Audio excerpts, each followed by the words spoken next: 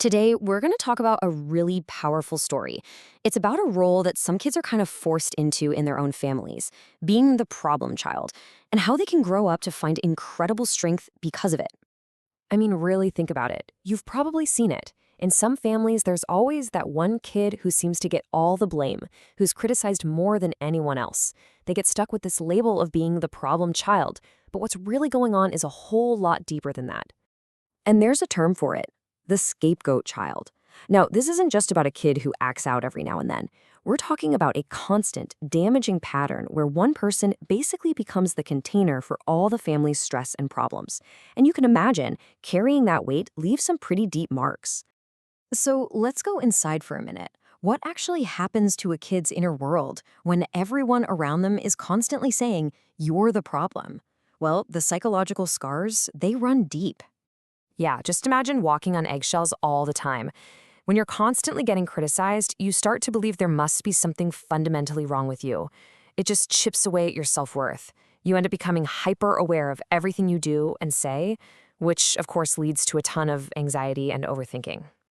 And that feeling of not being good enough, man, it is stubborn. It can follow you for your whole life. You could be crushing it at work, getting awards, doing all these amazing things, but there's still this little voice in the back of your head whispering, "You're a fraud. You don't deserve this." This right here is another one of the biggest wounds. How are you supposed to learn to trust people when the very ones who were supposed to protect you were the ones who hurt you? So as an adult, you might keep people at a distance. And it's not because you don't care, not at all. It's a survival tactic your brain learned a long time ago to keep you safe. Okay, so if you're a kid in this kind of unbearable spot, you have to find a way to cope. You just have to. And what we see in psychology is that this usually leads people down one of two very different, almost opposite paths. On one side, you've got the people pleaser. Their logic is, if I can just be perfect, if I can do everything for everyone, then they'll finally have to love me. But then you have the rebel, who basically says, you know what? Nothing I do is ever good enough anyway, so I'm done trying.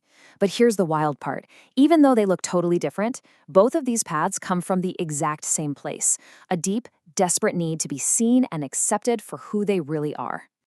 But this is where the story starts to change. This is the turning point. Because these are learned survival skills. And the amazing thing about learned patterns is they can be unlearned. Your past doesn't have to be a life sentence. This is probably the most important thing to get. Understanding why you have these feelings and behaviors is like finding the key that unlocks the cage. It's an explanation, not an excuse.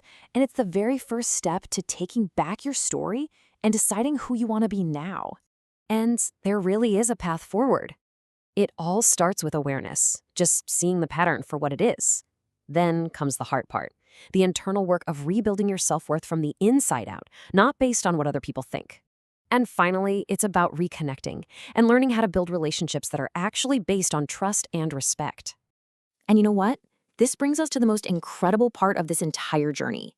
The very experiences that caused all that pain can actually be forged into some seriously profound and unique superpowers. I know it sounds a little backwards, but think about it. When you had to learn to comfort yourself, you built an incredible kind of emotional independence.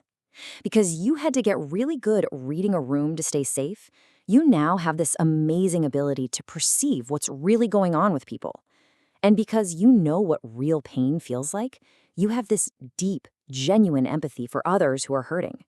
And that right there is the ultimate transformation. This whole journey forces you to understand pain and people and emotions on a level most never have to. That deep understanding turns into resilience. That constant scanning of the room turns into sharp perception.